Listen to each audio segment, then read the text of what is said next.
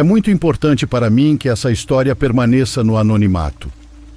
Não porque eu tenha algo a esconder, mas quero evitar zombarias e comentários sarcásticos. Embora eu confie que neste canal seja mais provável que as pessoas acreditem na minha história, prefiro tomar minhas precauções. Nasci no estado de Minas Gerais, mas por motivos de trabalho, meus pais tiveram que se mudar para São Paulo, para uma comunidade onde se cultivava abacate. Um homem muito rico, sobre quem aliás também não direi nada, os contratou para gerenciar o que na época era uma microempresa dedicada ao cultivo e à distribuição do produto para várias partes do país. Na realidade, não posso dizer que aproveitei algo disso, pois era muito pequeno. Tinha apenas uns 3 anos e praticamente não me lembro dessa época. Segundo meu pai, foi um período de abundância, em que nada o preocupava. Já haviam se passado cerca de 8 meses desde que começaram a trabalhar para esse homem, quando perceberam que algo não estava certo. Os ganhos não batiam com a quantidade de produto exportado. Seguindo o rastro dessas suspeitas, descobriram que esse homem era um líder de um ponto de droga muito conhecido. Esse senhor teve um problema com minha mãe. Certo dia, ele a encontrou fazendo ligações para supostos fornecedores que não existiam, usados apenas para manipular a contabilidade nos documentos. Para evitar problemas, ele decidiu acabar com ela e deu 2 tiros, um na testa e outro no lado do coração. Mexer com esse tipo de gente pode ser um risco para qualquer um. Meu pai e minha família preferiram deixar as coisas como estavam. Ele pediu demissão e, claro, deu um enterro digno para minha mãe, que desde que me lembro sempre foi o lugar onde ela descansou. Meus avós maternos sempre me disseram que ela foi uma mulher corajosa, amorosa e honrada, qualidades que tento seguir, pois esse foi o legado que ela me deixou. Ou pelo menos era o que eu acreditava. À medida que fui crescendo, comecei a notar coisas que nunca imaginei. Por exemplo, fiquei curioso para ler a certidão de óbito da minha mãe, mas ela simplesmente não existia. Não havia nenhuma em casa. Meu pai ficava nervoso sempre que eu perguntava por algum documento oficial que comprovasse a morte dela. Mas não havia nenhum registro.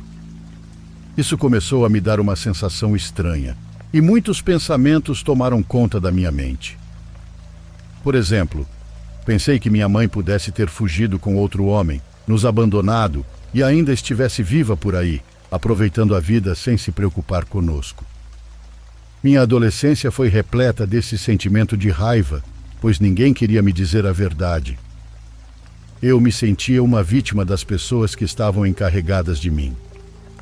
Meus avós estavam na mesma posição que meu pai, afirmando que era melhor deixar as coisas como estavam e que minha mãe realmente havia falecido. Me tornei um jovem rebelde que buscava qualquer pretexto para brigar ou desafiá-los. Me envolvi no mundo do álcool e das festas. O vazio que minha mãe deixou em mim começou a cobrar seu preço, e eu, mais do que ninguém, queria saber quem ela era para poder confrontá-la e perguntar por que nos abandonou. Meu pai se manteve firme em não me contar nada, me deixando na incerteza. Ainda me lembro de uma briga que tivemos e que, de certa forma, mudou minha forma de ver a vida. Meu pai já estava muito cansado do meu mau comportamento e da minha atitude agressiva. Era por volta das 10 da noite quando peguei minhas coisas e abri a porta para sair. Eu queria ir para uma festa e na época eu tinha uns 20 anos. Meu pai pediu que eu não fosse e que ficasse em casa, pois sair à noite poderia ser perigoso. Mas com minha atitude desafiadora, respondi que era melhor estar na rua do que em um lugar onde mentiam para mim e escondiam partes da minha vida. Claro que não disse isso de maneira educada, muito pelo contrário.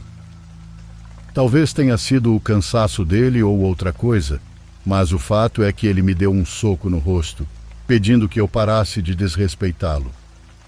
Até hoje não há um dia em que eu acorde sem me arrepender do que fiz a seguir. Retribuí e parti para cima do meu pai. Nós brigamos, descarregando em cada golpe todo o ódio e ressentimento que eu sentia, e ele também descarregou sua frustração. Lembro-me de tê-lo derrubado no chão e de como aquilo partiu meu coração.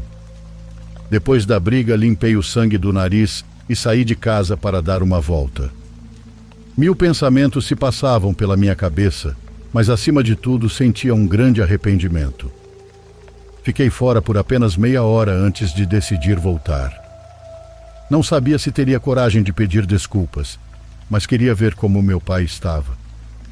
Quando cheguei, meus avós já estavam lá e meu pai e eles estavam sentados à mesa de jantar.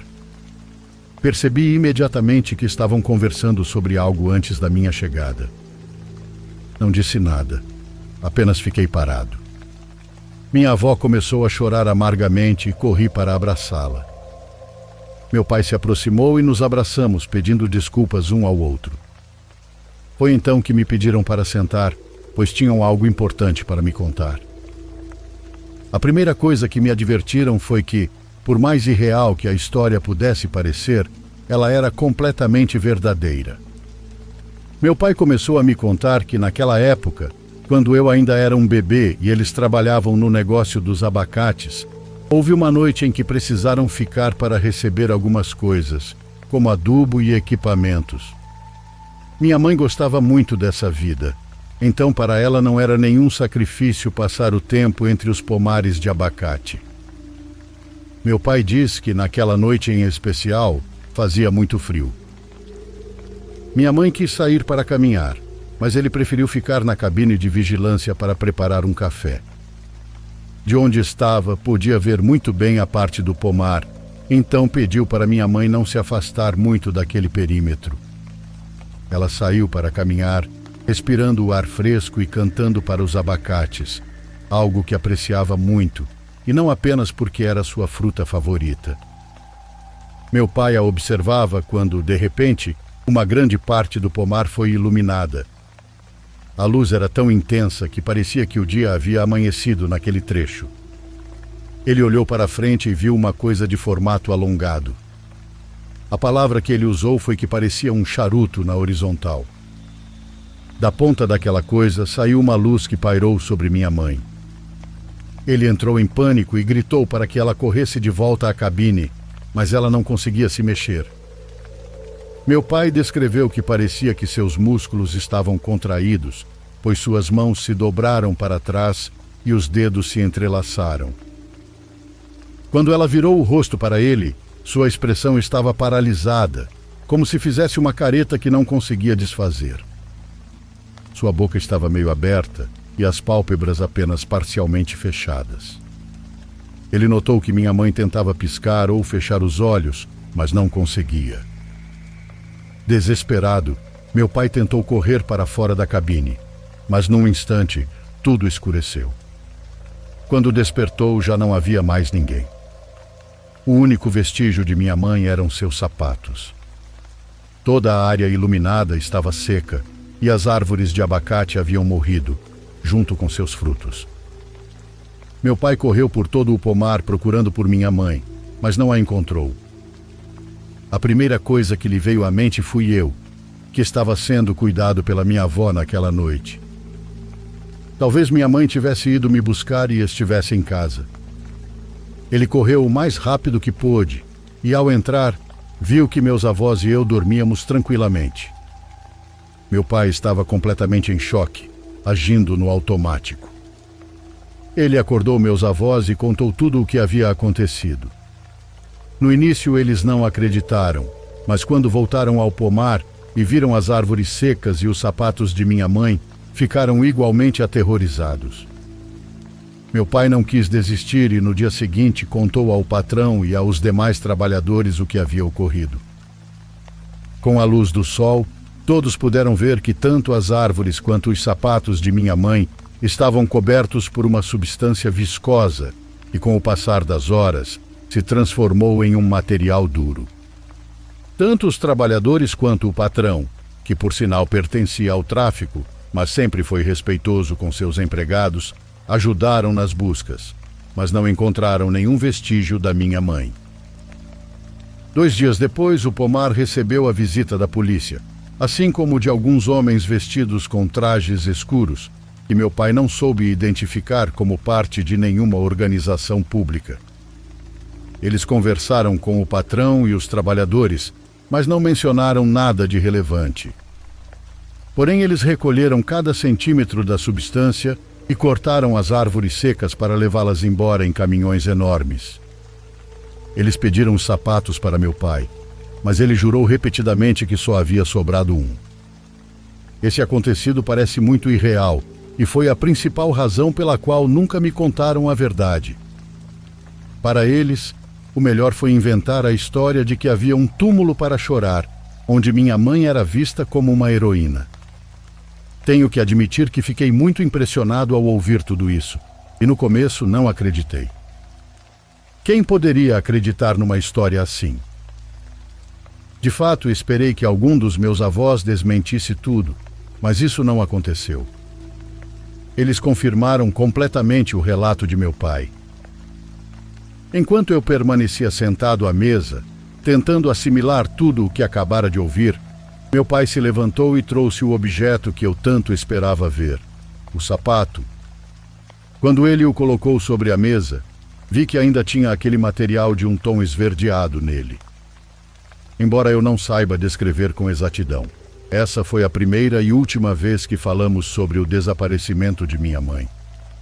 Meus avós, meu pai e eu concordamos em continuar levando flores ao túmulo vazio e a manter a história de que ela havia sido vítima de um traficante.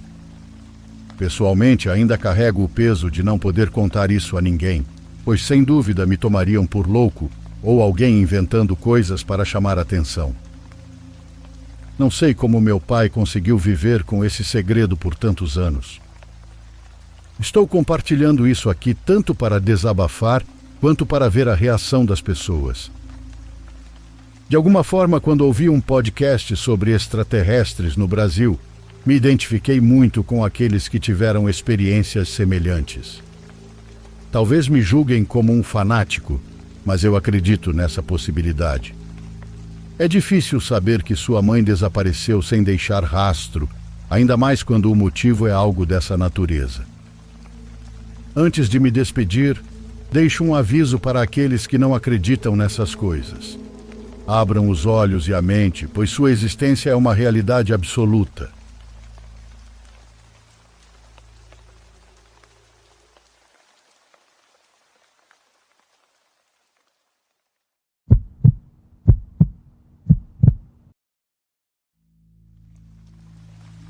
Olha, eu odeio ser esse tipo de neto, mas nunca gostei da cabana velha dos meus avós. Eles a possuíam em um trecho rochoso da costa do Maine, perigosamente perto de um penhasco íngreme. Todo verão, minha mãe me deixava lá por algumas semanas. Ela achava que ar fresco e uma vista para o oceano me fariam bem, mas aquela vista, era a pior parte. Meu quarto dava para o penhasco e o mar, o que alguns poderiam chamar de pitoresco, mas para mim era só rochas irregulares, ondas cinzentas e uma constante sensação de exposição à altura excessiva. Sim, eu tenho medo de altura. Acho que deu para perceber. Na primeira noite tive dificuldade para dormir. A cama cheirava a cobertores velhos, a sal, e toda vez que fechava os olhos, sentia como se alguém estivesse me observando pela janela. Em determinado momento, me obriguei a olhar. As cortinas eram finas e eu conseguia distinguir o brilho fraco da lua e o contorno do penhasco. Mas nada se mexia e não havia nenhuma figura ali, e ainda assim meu coração martelava como se houvesse algo. Eventualmente acabei cochilando, mas tive pesadelos em que caía no mar espumante. Na manhã seguinte, a vovó serviu panquecas enquanto meu avô mexia com equipamentos de pesca. Fiquei feliz ao ver como eles pareciam tão tranquilos morando ali. Esse pensamento me fez se sentir estúpido por sequer cogitar contar sobre meus pesadelos. Então tentei agir com coragem e normalidade. Ajudei minha avó com a louça e depois segui meu avô pelo jardim. Na hora do jantar, a brisa do oceano sacudia as janelas daquela velha casa. Pude ver o penhasco brilhando sob o sol e aquilo me deu um arrepio. Fui para a cama mais cedo naquela noite. Talvez se adormecesse rápido, enganaria minha mente antes que os pesadelos ou a sensação estranha me pegassem. Mas a segunda noite foi pior. O vento ficou mais forte por volta da meia-noite e eu fiquei acordado, convencido de que estava ouvindo passos arranhando as pedras lá fora. Por volta das 3 da manhã, me sentei na cama, tremendo. Olhei novamente para a janela, torcendo para não ver um rosto colado no vidro. Nada. Ainda assim, meu estômago estava apertado, como se estivesse subindo pela garganta. Fechei os olhos, mesmo sentindo aquela sensação incômoda de não estar sozinho.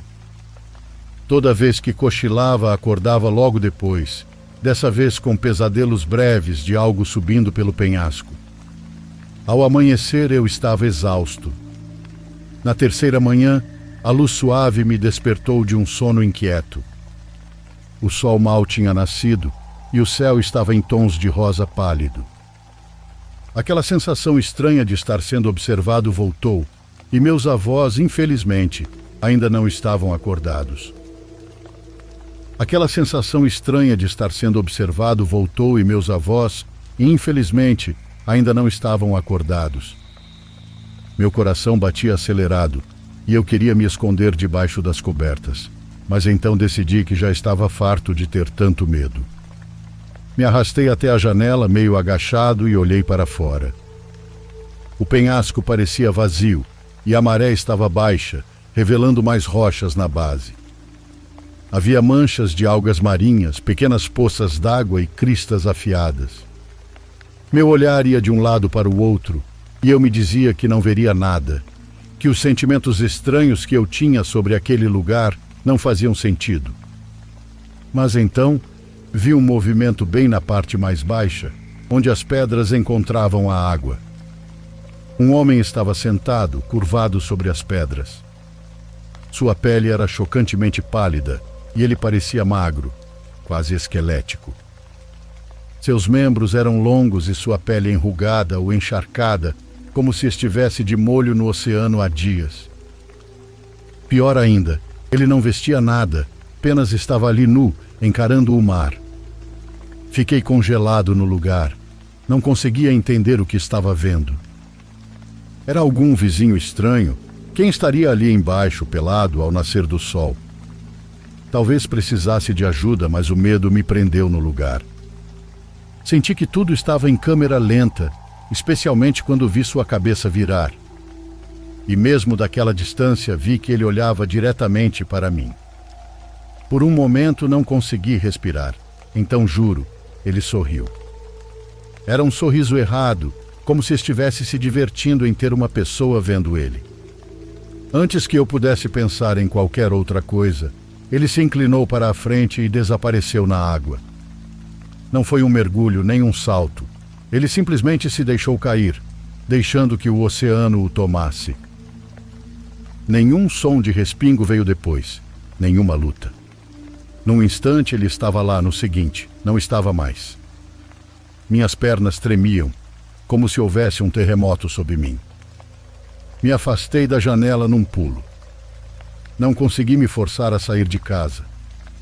Corri de volta para a cama, puxei as cobertas sobre a cabeça e tentei respirar com calma. Se eu não conseguisse voltar a dormir por mais uma hora, certamente desmaiaria de exaustão.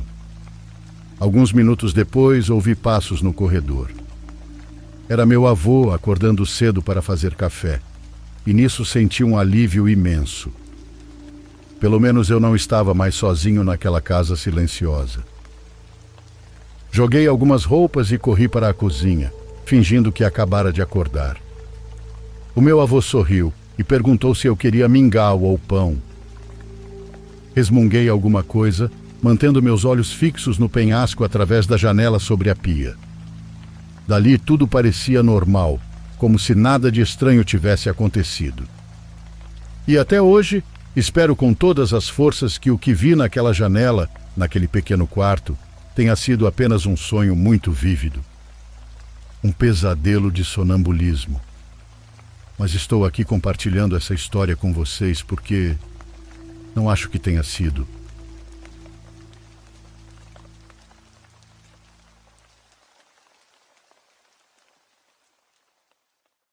Por favor, curta e se inscreva se você estiver gostando.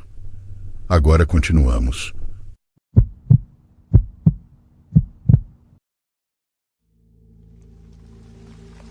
Eu e meu irmão mais velho William estávamos fazendo uma viagem de acampamento na costa leste. William, como de costume, escolheu o local e organizou tudo, e eu apenas o acompanhei. Mas ele escolheu bem. O acampamento era realmente bonito, e como tivemos que fazer uma trilha para chegar lá, não estava lotado. Pelo que podíamos ver, não havia ninguém por perto. O local do acampamento, no entanto, não era muito bem definido. Era difícil saber se estávamos no lugar certo. Havia várias clareiras entre as árvores que pareciam ser o local indicado, mas nenhum de nós achou que isso importava. Montamos nosso acampamento em uma dessas clareiras gramadas e, embora inicialmente pensássemos que o lugar não era muito movimentado, começamos a perceber que estávamos errados. Havia coisas deixadas para trás e espalhadas pelo local. Nada grande, como barracas inteiras ou algo assim, mas pequenos objetos, como um bastão de caminhada ou sapatos velhos. Não era normal que essas coisas fossem deixadas para trás, especialmente em acampamentos tão isolados. Achamos estranho, mas seguimos com o nosso dia. Não fizemos muita coisa, só ficamos conversando, e quando escureceu, acendemos uma fogueira e nos sentamos ao redor dela. Algumas horas depois, já noite adentro, acabei notando algo atrás do William. Apontei sem saber o que era. Nós dois olhamos e, após alguns momentos, conseguimos ver que era uma pequena fogueira. Estava bem longe, parcialmente bloqueada pelas árvores, mas a chama alaranjada era visível à distância. Se não fosse pela luz da lua encoberta pelas nuvens e a escuridão absoluta ao nosso redor, não teríamos notado. Acho que afinal não estávamos sozinhos. Era um pouco estranho eles estarem naquela direção, porque parecia ser apenas floresta, sem clareiras ou algo para montar um acampamento. Talvez quisessem ficar longe de outras pessoas ou algo assim, então não pensamos muito nisso. Pegamos alguns petiscos e bebidas e conversamos até ficarmos exaustos. Apagamos o fogo e fomos dormir por volta da meia-noite. Adormeci bem, sem dificuldade alguma, mas acordei em algum momento da noite. Devia ter passado apenas 1 ou 2 horas desde que eu tinha dormido. Eu sabia exatamente por que tinha acordado. Bebi demais antes de me deitar. Precisando aliviar a bexiga, levantei-me e abri o zíper da barraca. Caminhei uns 15 metros para longe do acampamento para não atrair animais e fiz o que precisava. Mas enquanto estava lá fora, percebi que a chama na floresta ainda estava acesa. Talvez porque eu estivesse cansado ou meio desligado, fiquei parado ali, olhando para ela por 1 minuto. Nem sei porquê, mas meus olhos começaram a se ajustar à escuridão enquanto eu olhava para a floresta. De repente notei algo mais. Parecia uma figura em algum lugar entre mim e a chama distante que eu observava. Senti um choque por um momento, mas disse a mim mesmo que não podia ser uma pessoa. Devia ser um arbusto estranho ou algo assim. Não tinha como alguém estar lá fora no escuro, perto do nosso acampamento, àquela hora da noite. Mas continuei olhando, tentando entender o que via. Então comecei a perceber mais dessas sombras com forma de figuras na floresta. Elas estavam muito longe, e estava tão escuro que eu não sabia se minha mente estava pifando. Bom, mas se fossem pessoas, havia pelo menos umas 15 delas, e todas pareciam estar olhando diretamente para mim. Outro choque percorreu meu corpo. Que diabos era aquilo? Me virei e corri de volta para a barraca. Fiquei na dúvida por um segundo se deveria acordar o meu irmão. Sabia que, se não fosse nada, ele nunca me deixaria esquecer disso. Mas meu instinto dizia que eu devia avisá-lo. Abri a barraca dele e o sacudi para acordá-lo. Ele ficou muito confuso no começo, mas eu apenas disse que achava que tinha visto algo e queria uma segunda opinião. Bravo, ele se levantou e eu comecei a guiá-lo até onde eu estava antes, mas não fomos muito longe. As figuras que eu tinha visto tinham se movido, elas estavam mais perto e espalhadas entre as árvores. Eu realmente esperava, naquele momento, estar apenas imaginando coisas, mas olhei lentamente para o William e pude ver a expressão pálida e coberta de medo no rosto dele. Ele viu o que eu vi. Olhei de volta e agora era mais claro do que nunca que eram pessoas. Eu conseguia ver seus movimentos sutis enquanto estavam lá, nos olhando. Voltamos para perto das barracas. Devemos ir embora?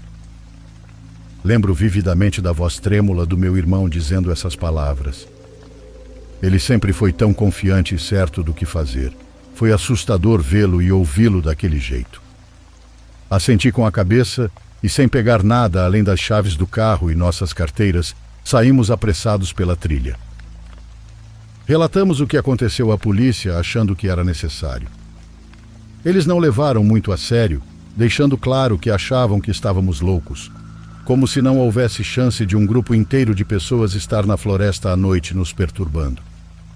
Pensamos na quantidade estranha de coisas deixadas para trás que vimos na área e esperávamos que outras pessoas já tivessem procurado a polícia por encontros semelhantes, mas ninguém tinha feito isso.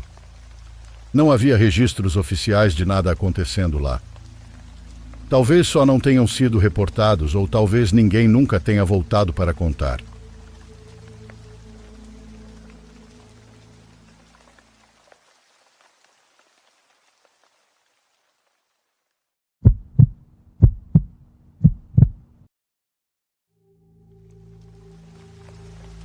Há alguns anos, quando eu morava na casa dos meus pais, costumava ter paralisia do sono quase todas as noites.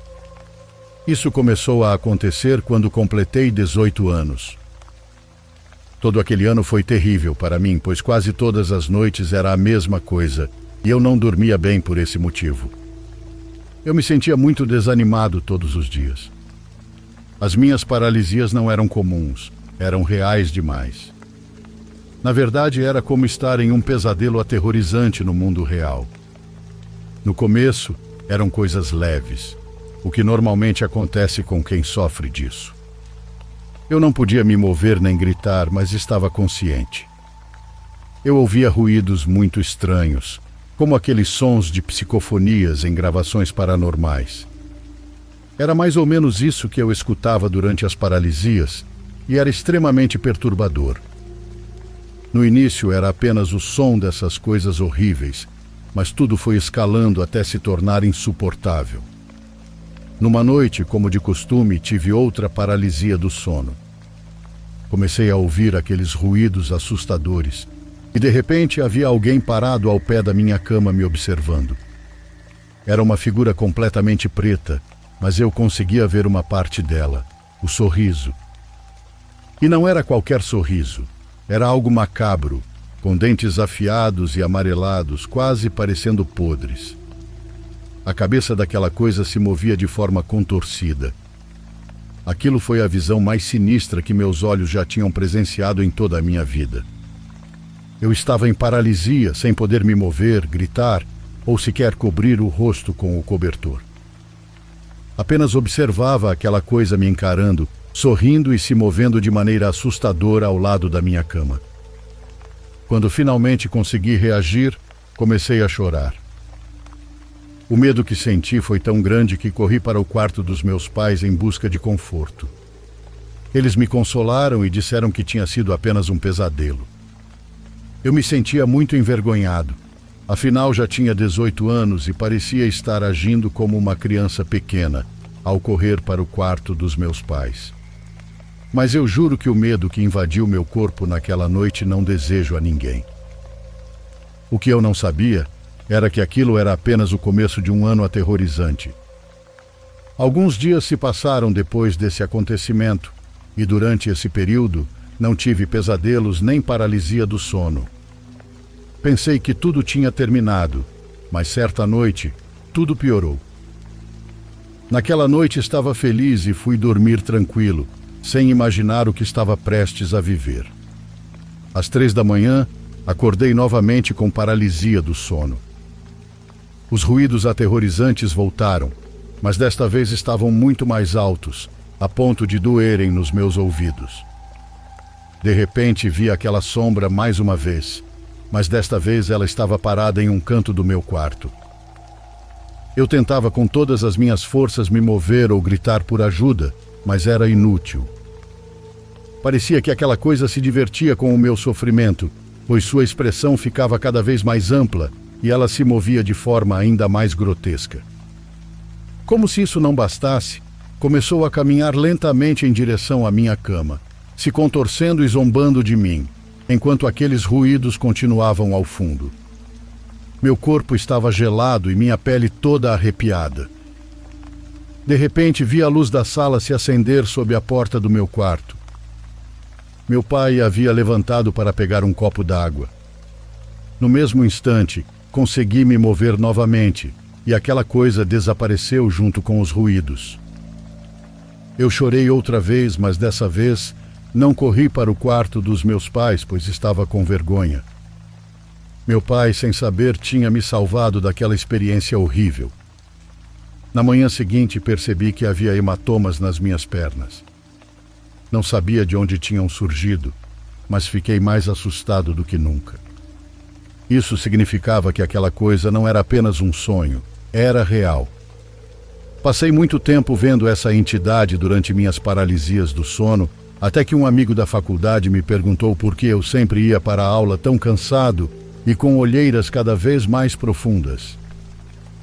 Não tive outra escolha a não ser contar o que acontecia comigo quase todas as noites. Foi a primeira vez que revelei isso a alguém. Nem meus pais sabiam, pois eu tinha vergonha. Meu amigo ficou muito preocupado e sugeriu que eu deixasse meu celular gravando uma noite inteira para ver se conseguia capturar algo e confirmar se aquilo era real ou não. Achei sensato, mas também estava com medo de descobrir que aquilo realmente existia e me visitava quase todas as noites. Mesmo assim, comecei a deixar meu celular gravando por várias noites.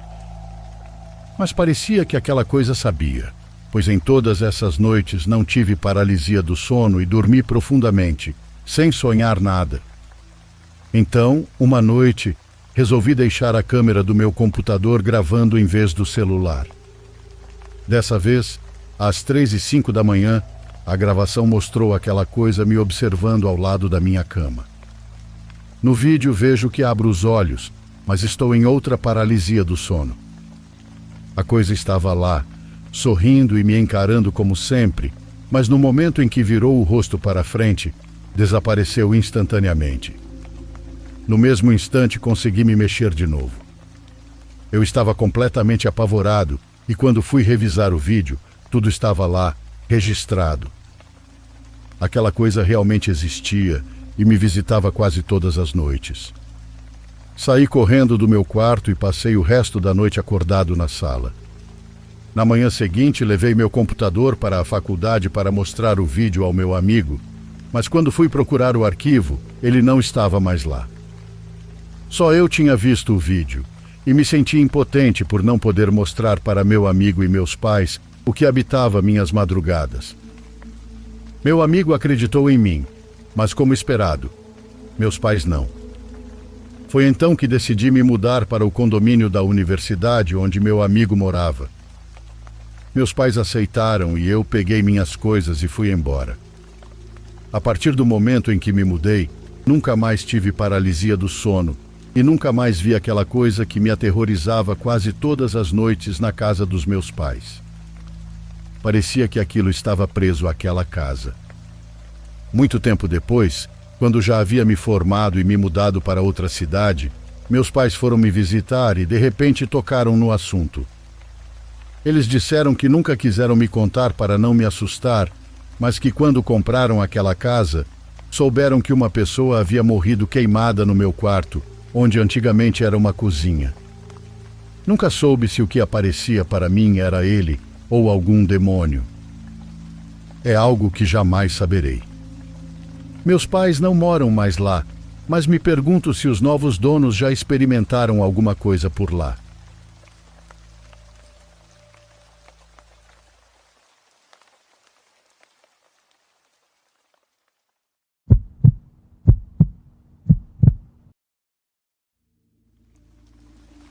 Recentemente aconteceu algo que me fez se lembrar da história que hoje vou compartilhar com vocês.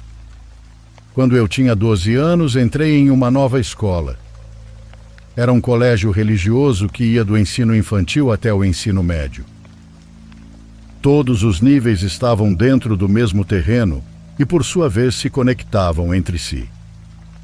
Se alguém entrasse pela porta do ensino médio, veria um corredor longo e nos lados desse corredor ficavam a direção, os banheiros, o laboratório e o restante das salas de aula. Da entrada do ensino médio era possível ver as arquibancadas das quadras. Esses detalhes, que para muitos podem parecer insignificantes, são importantes para entender o contexto dessa história. Lembro que desde o primeiro dia de aula, meus colegas não paravam de falar sobre o Festival de Natal. Passaram-se semanas, e eles continuavam debatendo e comentando o que havia acontecido naquele dia. No entanto, como eu era nova naquela escola, não entendia bem o que tinha acontecido, nem o motivo de ser tão importante para eles. Já um pouco cansada de não saber, decidi perguntar a uma amiga que estudava ali há mais tempo o que tinha ocorrido. Ela me contou que durante os tradicionais cantos de Natal, ela e seus colegas, entediados com o festival, tentaram sair, mas os professores proibiram. O evento aconteceu à tarde e naquele momento já estava escurecendo. Todos seguiam em fila, atravessando a área do ensino infantil. A pessoa que estava logo atrás da minha amiga caiu, e o resto dos colegas parou para perguntar se ela estava bem. Pensando que fosse apenas um tropeço sem importância, começaram a brincar com a situação. Mas a garota não achou graça e os olhou séria. Era possível ver o medo em seus olhos quando disse que não havia tropeçado sozinha, que alguém a havia empurrado. Todos ficaram em silêncio, porque o que ela dizia não fazia sentido. Era impossível que alguém a tivesse empurrado, pois ela era a última da fila. Eles ficaram calados por um momento, pois realmente não sabiam o que responder. Era sua amiga, e a última coisa que queriam era fazê-la se sentir mal ou parecer que estavam zombando dela. De repente, sem explicação, o ambiente ficou muito pesado. Ninguém dizia nada, apenas se entreolhavam, esperando que alguém quebrasse aquele silêncio sepulcral. Enquanto estavam ali, esperando a garota se levantar, um dos computadores do laboratório começou a piscar. Houve algo naquela luz, na forma como piscava, que simplesmente os fez sair correndo dali. Quando minha amiga me contou tudo isso, eu não disse nada, porque, sendo muito honesta, achei que era uma bobagem inventada para assustar os novos alunos. O tempo passou até que um dia, quase todos os alunos foram para um evento. A escola estava praticamente vazia, mas eu e mais 2 colegas tivemos que ficar para terminar os últimos detalhes de um festival cultural. Por tédio, um dos meus colegas começou a brincar e falar sobre histórias paranormais, mas com um tom sarcástico, porque ele, assim como eu, também era um pouco cético. A professora responsável por nós nos olhou de uma maneira estranha e, com uma voz séria, disse ao meu colega que não brincasse com aquilo, que ali não se devia brincar com esse tipo de coisa. Preocupada e até um pouco irritada, nos advertiu para não levarmos esse tipo de história na brincadeira, pois elas existem por algum motivo.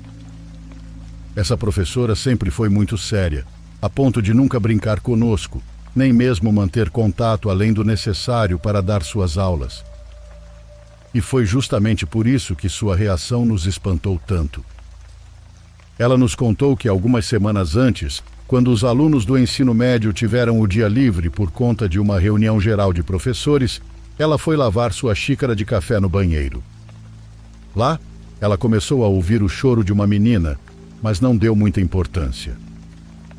Bom, Ela pensou que talvez fosse uma aluna do ensino infantil que tivesse se machucado brincando no recreio. A professora voltou para a reunião e seguiu sua rotina normalmente. Antes de ir para casa, encontrou uma das secretárias e, ainda um pouco confusa com o que havia acontecido, comentou que tinha ouvido o choro de uma menina pequena no banheiro. Ela estava sinceramente preocupada e se perguntava se a criança estava bem ou se o motivo do choro tinha sido algo mais grave do que havia imaginado no início. A secretária, então, lhe disse que os alunos do ensino infantil também não tiveram aula naquele dia, que os únicos que estavam na escola o dia todo eram os professores e o pessoal administrativo. Apesar dos avisos da professora, eu continuei incrédula em relação às histórias que se contavam na minha escola. Um dia, durante a aula de educação física, minhas amigas e eu decidimos entrar no banheiro para passar o tempo. A verdade é que não nos interessávamos muito pela aula, e o professor também não se importava tanto. Nos certificamos de que não havia mais ninguém lá, principalmente alguma professora que pudesse nos repreender. O banheiro tinha 3 cabines para alunas e mais uma no fundo, exclusiva para as professoras.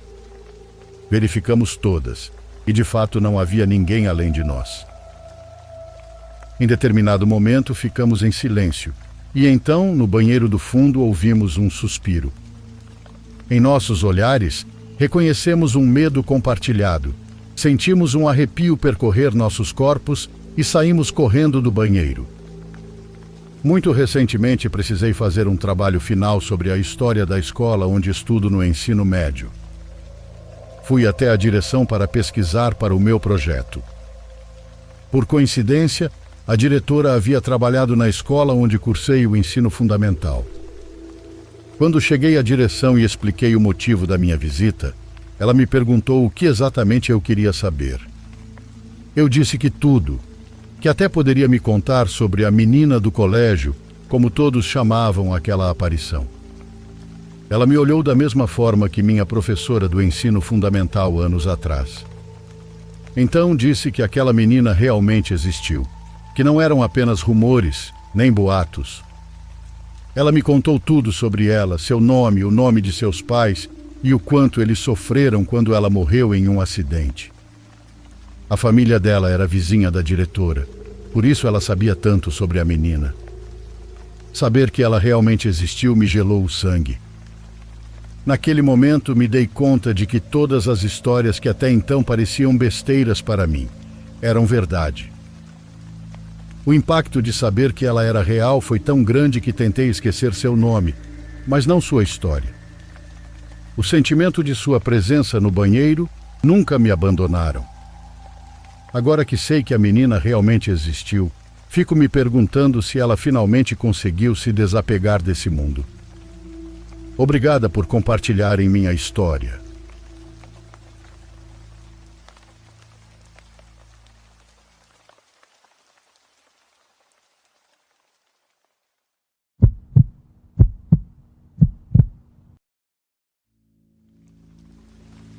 Primeiro, quero saudar você e seus seguidores.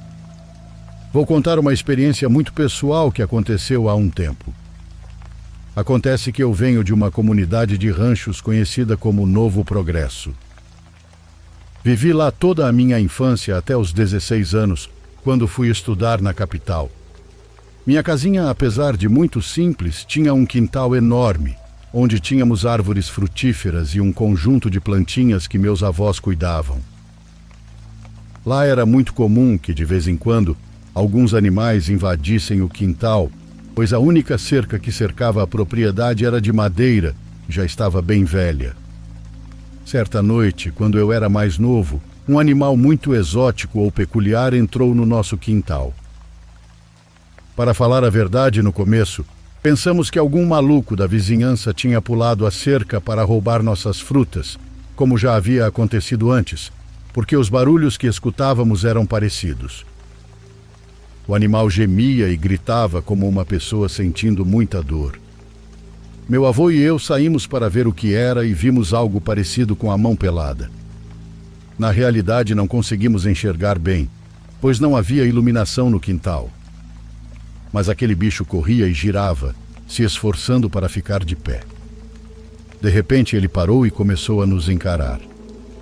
Meu avô e eu recuamos, e aquela coisa começou a balbuciar palavras incompreensíveis. Meu avô caminhou alguns metros à frente, olhou atentamente para o ser e respirou fundo. Eu podia sentir a tensão no ar, e o olhar tão humano daquele animal me dava pânico. Meu avô me disse para entrar na casa, mas eu não quis deixá-lo sozinho com aquela coisa. Ele se aproximou da criatura e disse: "Já sei o que você é, só me diga como posso te ajudar." O mão pelada, que a essa altura já parecia mais uma mistura de cachorro com gato, se colocou sobre duas patas, curvado, e respondeu: "Por favor, só preciso de algo para comer, me ajude. Não incomodarei mais." Eu fiquei em choque ao presenciar aquilo.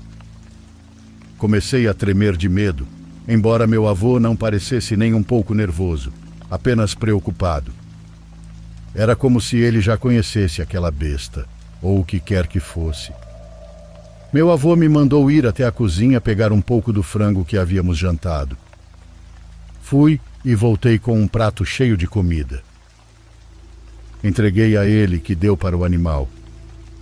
Enquanto ele comia, meu avô disse que ele estava muito magro e que, se continuasse assim, não sobreviveria por muito tempo. A criatura parou de comer e nos olhou nos olhos, com tristeza. Meu avô então disse que ele podia ir embora e que nunca mais voltasse. Quando ele atravessou a cerca, vi que agora tinha o corpo de um velhinho muito magro. Ele mudou de aparência em questão de 2 segundos. Pisquei os olhos com força, achando que era uma alucinação, mas não era. Meu avô e eu entramos na casa e ele me pediu para nunca falar sobre aquilo, principalmente na frente da minha avó.